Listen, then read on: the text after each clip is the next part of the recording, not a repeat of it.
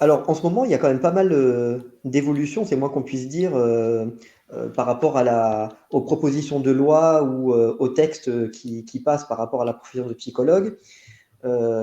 Et on aimerait avoir un peu votre point de vue sur cette évolution qui est en train de se produire depuis quelques années, mais on va dire que c'est cette dernière année tout particulièrement. En particulier sur le passage des psychologues au numéro RPPS par rapport au numéro ADELI et savoir si ça avait des conséquences pour vous de ce côté-là. Alors déjà, voilà, avoir une analyse globale, c'est compliqué de toutes ces évolutions, mais effectivement, depuis, on va dire, 4-5 ans, il y a eu une accélération. Hein, le psychologue, tout à l'heure, on le disait, est dans le Code de la santé publique sur certains articles. Il est notamment pour la mise en place des projets d'établissement dans lesquels il doit y avoir un projet psychologique. Donc, il doit y avoir dans les établissements de santé des référents et des psychologues. Il y a eu un certain nombre d'expérimentations sur le remboursement des psychologues. Il y en a un qui va sortir, hein, qui est dans les textes, qui est largement contesté, on pourra y revenir, mais il y avait aussi déjà, notamment pour les mineurs, des expérimentations. Il y a eu un certain nombre de rapports de la Commission des affaires sociales au niveau du Parlement. Il y a eu c'était pas les états généraux, mais au niveau de la santé mentale, il y a eu Les assises. les assises, merci. Il y a eu un rapport Le de rapport l'IGAS, IGAS. exactement, la Cour des comptes. En fait, tout le monde avait commencé à venir dire les psychologues, ils commencent à prendre de la place, c'est intéressant, il faut qu'on en soit, mais comment encadrer ça, comment sécuriser ça, parce qu'effectivement, si on se met à rembourser tous les actes de psychologie, la sécurité sociale ne tiendra pas, donc il faut qu'on puisse encadrer ça. Et on a en parallèle de cette partie financière un certain nombre de textes, et notamment un projet de loi une proposition de loi qui a été déposée en avril 2021, si je ne me trompe pas, concernant la création de l'ordre des psychologues, qui fait aussi beaucoup parler. Donc effectivement, ça commence à venir de toutes parts. Il y a des projets de loi qui reviennent, mais qui existaient déjà dans les années 70. Hein. On en parlait peut-être moins, mais voilà, il y a des choses qui reviennent sur le tapis, qui ressortent des tiroirs. Pour moi, c'est plutôt bon signe, mais c'est à mon sens quelque chose qui résulte de la société. Il faut savoir, les lois, bien souvent, n'anticipent pas. Elles viennent a posteriori, elles réagissent à l'actualité, elles réagissent à un besoin, et la place de la santé mentale, la volonté des gens d'avoir une meilleure qualité de vie, la prise en compte en droit du travail des burn-out, l'évolution des tableaux de maladies professionnelles pour y inclure des pathologies type psychiatrique, psychologique invalidantes, ou encore là, tout récemment, avec les confinements, les besoins des étudiants et puis des gens de manière générale de psychologie. Voilà, c'est ça qui fait, à mon avis, le fait qu'on a un regain d'intérêt de la part du législateur, du gouvernement sur les textes qui vous concernent. Et vous ne pensez pas que l'élection prochaine n'a pas un petit lien aussi avec ce regain-là de fin d'année ou depuis septembre en tout cas? Si, sûrement. Après, la question sera sûrement posée. À chaque fois, tout à l'heure, on parlait d'un point de vue sécurité sociale et autres. C'est toujours, voilà, qui va réussir à couvrir le mieux en gardant le modèle social français, tout en résorbant le trou de la sécurité sociale. C'est toujours effectivement le débat. Et je pense que, voilà, zoomer sur vous, c'est effectivement intéressant pour eux de s'en saisir complètement. Oui, mais du coup, on fait souvent le lien, là, depuis le début, à juste raison, le lien entre psychologue et travail dans le secteur de la santé. Il y a des psychologues qui ne travaillent pas dans le secteur de la santé. Je ne sais pas, par exemple, les psychologues scolaires ou certains psychologues du travail ne travaillent pas dans ce secteur-là. Dans la recherche. Voilà, par exemple. Et visiblement, tous les psychologues vont passer sous ce numéro RPPS, qui est un numéro, si j'ai bien compris, des professionnels de santé. Et donc, du coup, est-ce que ça pourrait avoir des conséquences particulières, à votre avis, pour ces personnes-là, dans leur pratique?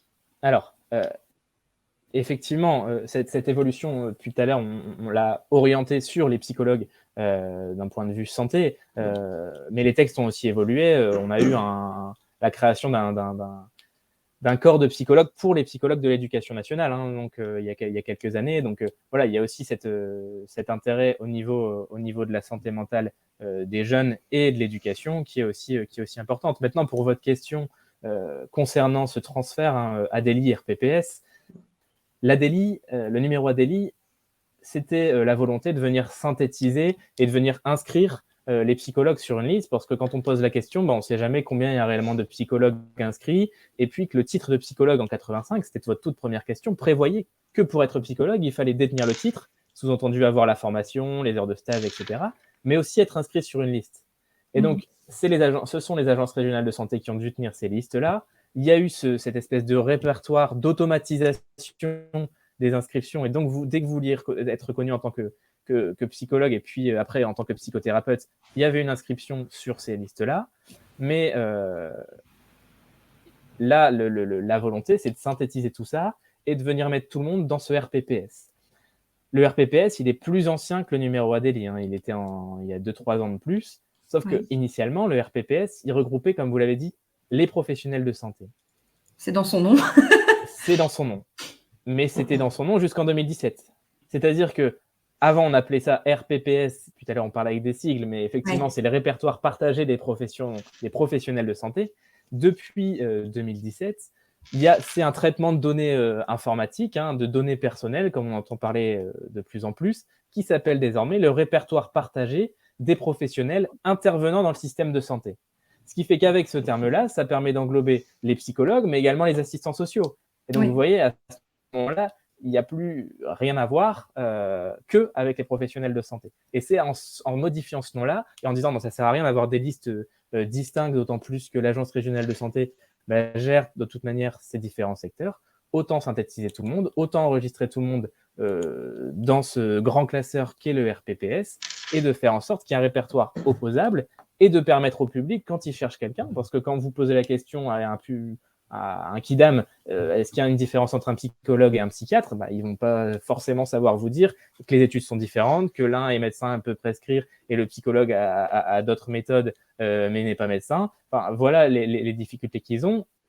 Et donc, ils ne sauront pas forcément, pour vérifier que le psychologue est bien psychologue, s'il faut aller voir sur une liste RPPS ou Adélie. Vous voyez ? Là, la volonté, c'est de venir se dire, il y aura un fichier centralisé, un répertoire qui est opposable, un répertoire qui est plus fiable et qui permettra de lister.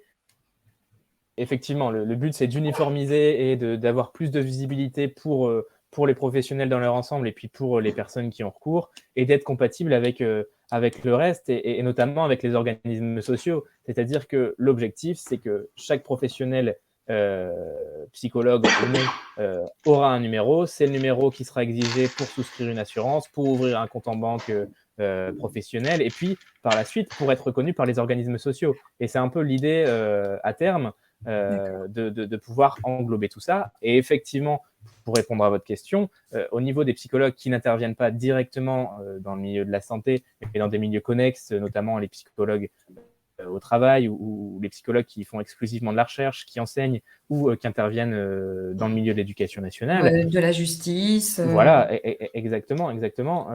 Tous ces psychologues-là ont quand même auront potentiellement ou ont déjà des obligations assurantielles en termes de responsabilité. Et si on fait le parallèle avec les infirmiers ou les médecins qui interviennent dans les mêmes conditions, hein, le médecin du travail ou l'infirmier scolaire n'a pas du tout le même travail que les autres, eux aussi ont une obligation d'enregistrement auprès de ces services-là.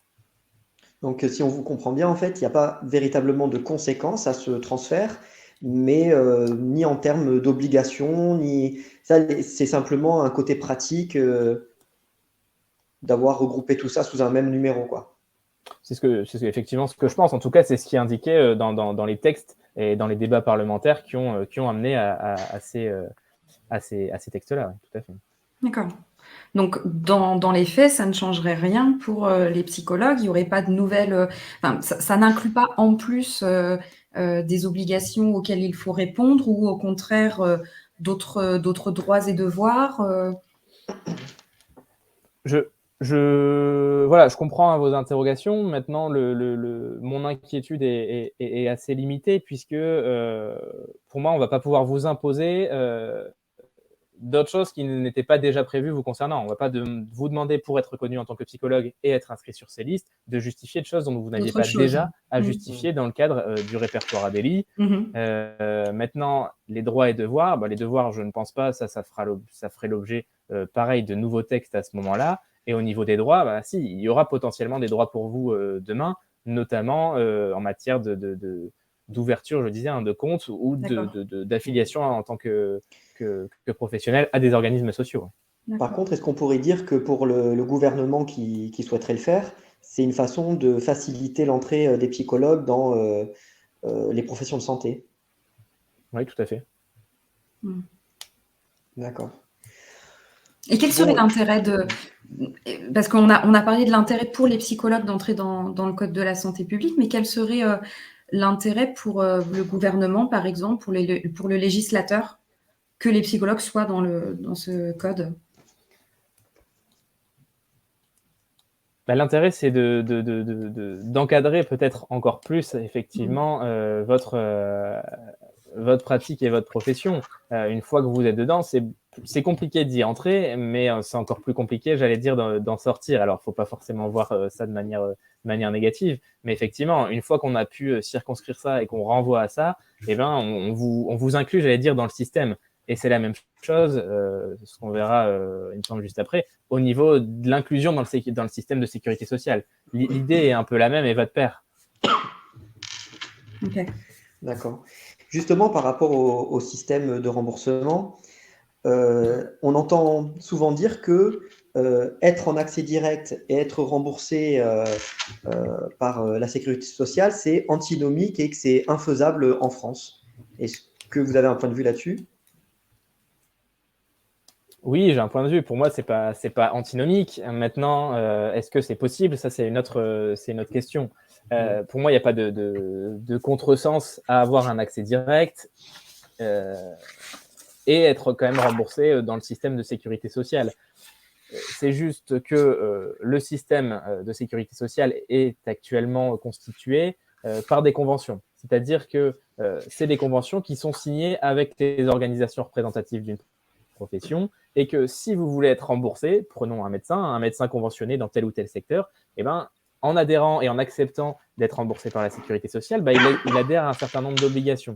C'est pareil pour les kinés, c'est pareil pour les infirmiers, et derrière, il y a un contrôle très strict. C'est-à-dire que vous faites tel acte, c'est censé vous prendre tant de temps, et c'est censé vous coûter autant. Mais il faut savoir qu'en parallèle, il y a des médecins qui font des dépassements d'honoraires. Il y a des sages-femmes qui font des actes non prescrits, mais pour autant remboursés. Il y a des actes d'orthopédistes qui ne font pas forcément l'objet du système de soins classique. Vous allez chez votre orthopédiste, il vous fait un certain nombre de soins, pareil chez votre pédicure-podologue, et pour autant, vous êtes quand même remboursé. Voyez, donc, il n'y a pas forcément d'antinomisme par rapport à ça. Maintenant, il faut qu'il y ait une volonté politique derrière. S'il n'y a pas de contresens légal, il y a peut-être plus un contresens idéologique. C'est-à-dire que, et ça a fait l'objet des débats au niveau de l'Assemblée là, sur la toute dernière loi de financement de la sécurité sociale qui amorce un peu le remboursement des soins psychologiques, c'est qu'on veut vous faire entrer dans un parcours de soins. Le parcours de soins, c'est un parcours que le patient doit emprunter pour être remboursé. Et ce parcours de soins, le guide, c'est le médecin généraliste. On viendra nous expliquer que pour avoir ce parcours de soins coordonné, le parcours de soins coordonné, c'est une volonté qui date d'il y a bientôt 20 ans maintenant, c'était 2003 ou 2004, si je ne me trompe pas, une réforme de l'assurance maladie, et qui avait pour objectif, qui a toujours pour objectif, le fait de faire bénéficier un usager, un patient, d'un suivi médical coordonné dans un dossier qui rentre dans des cases avec une gestion rigoureuse d'un dossier médical et une prévention en disant mon médecin généraliste, il me connaît, même si c'est pas trop ce que fait le chirurgien orthopédiste, même si c'est pas trop ce que c'est que la psychologie, il voit que je vais pas bien, il m'envoie chez l'un ou chez l'autre. C'est un peu synthétique et peut-être limité en le présentant comme ça, mais c'était un peu l'idée. Mais ça suppose pour les gens d'avoir un médecin traitant. D'ailleurs, pour avoir un certain nombre de soins remboursés, il faut qu'ils aient un médecin traitant, ce qui est de plus en plus compliqué. Exactement. Ça suppose de pouvoir le voir. Et dans le cadre actuel des psychologues, ça suppose aussi d'avoir éventuellement un psychiatre référent quand on veut aller plus loin. C'est ça le parcours de soins qui est actuellement. Alors aujourd'hui, c'est plus prévu. le cas. Ils ont fait la partie psychiatre à sauter. D'accord. Ok. Donc même au bout d'un certain nombre de. Même au bout d'un certain nombre. Ouais. La partie psychiatre a sauté. En revanche, là, vous avez quand même parlé d'une notion d'acte qui n'existe pas dans le langage psychologique. Et je trouve que acte, ça me fait résonner avec ce que vous avez dit tout à l'heure en disant dans le système de santé, c'est un diagnostic, un traitement. comme s'il y avait quelque chose de figé. Et là, on est dans une incohérence totale avec le sens même de notre métier. Mais exactement. Mais j'ai employé ce vocabulaire à bon escient, puisque c'est du point de vue du médecin généraliste que se place le remboursement. Et donc, c'est très compliqué pour un médecin généraliste. Pareil, le médecin généraliste en kinésithérapie, il n'y connaît pas forcément grand-chose. Il sait juste qu'il faut, bon allez, je vais prescrire 10 séances, et si ça ne va pas, je vous en remettrai 10. Mais pour autant, il ne dit pas, bon, bah, il faudra prévoir, faire telle méthode, utiliser telle ou telle bande, utiliser tel exercice. Là, c'est pareil. L'orientation qui vous est faite, on vous dit, bon, je pense qu'il va y avoir X séances. Mais en réalité, les séances, l'acte, la durée, la fréquence, etc., le médecin traitant ne peut absolument pas l'anticiper par rapport à ça, c'est clair. D'où le fait que la prescription ne soit plus retenue aujourd'hui, mais que ce soit l'adressage. C'est-à-dire que le médecin, aujourd'hui, dans le texte tel qu'il est aujourd'hui, ne dira pas ce qu'il faut faire, ni en combien de temps, ni combien de fois, etc. Mais paradoxalement, il y a quand même ce passage obligé, et paradoxalement, il y a eu une espèce de victoire de la part des médecins aussi, de pouvoir avoir les kinés en libre accès, en accès direct en tout cas. De dire, oh, c'est tant mieux parce que nous, on n'y connaît rien, j'ai entendu ça à l'Assemblée aussi.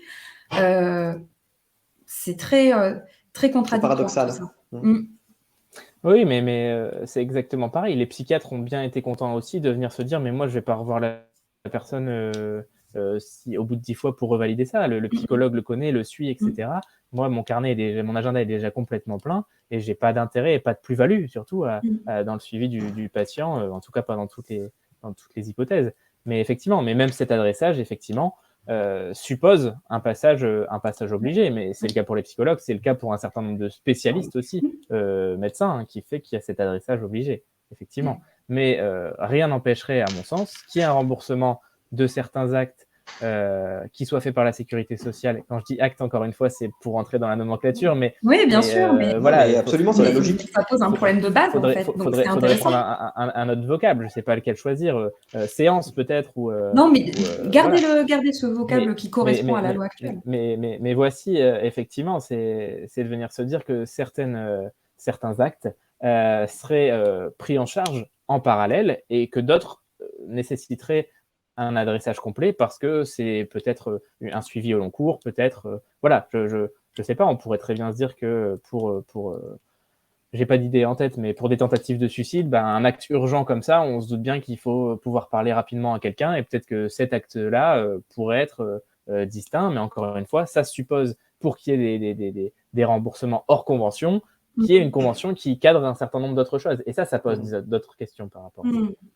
Ce qui expliquerait pourquoi le dépassement d'honoraires n'est pas autorisé. Est-ce que c'est le temps de faire l'expérimentation justement du conventionnement, selon vous? Oui, je pense effectivement, parce que ça se reflète un peu dans les études qui avaient été un peu faites avant, en termes d'études d'impact de la loi, c'est qu'il y a une crainte d'être dépassé par le recours à la psychologie, dans la mesure où, là, à l'heure actuelle, on n'a pas de possibilité de savoir combien de fois les Français vont ou iront, si c'est remboursé, aller chez leur psychologue et combien ça coûtera à l'État et à la sécurité sociale. Et donc, je pense effectivement que s'il y avait un dépassement d'honoraires autorisé, c'est peut-être pas très clair dans la manière dont je l'exprime là, mais s'il y avait ce dépassement d'honoraires autorisé, c'est un droit de regard en moins par rapport à ça, c'est un risque éventuellement de dérive. Enfin, voilà, ça pose beaucoup de questions par rapport à ça et je pense qu'ils veulent aller petit à petit. Voilà, mais je ne pense pas qu'à terme, ça soit tenable et il est évident que le montant proposé permettra pas aux psychologues de faire leur travail correctement. Enfin, ça, c'est clair. Non, mais c'est intéressant parce que du coup, il y a cette notion d'encadrement qui revient. Oui, tout à fait. D'encadrement par le législateur.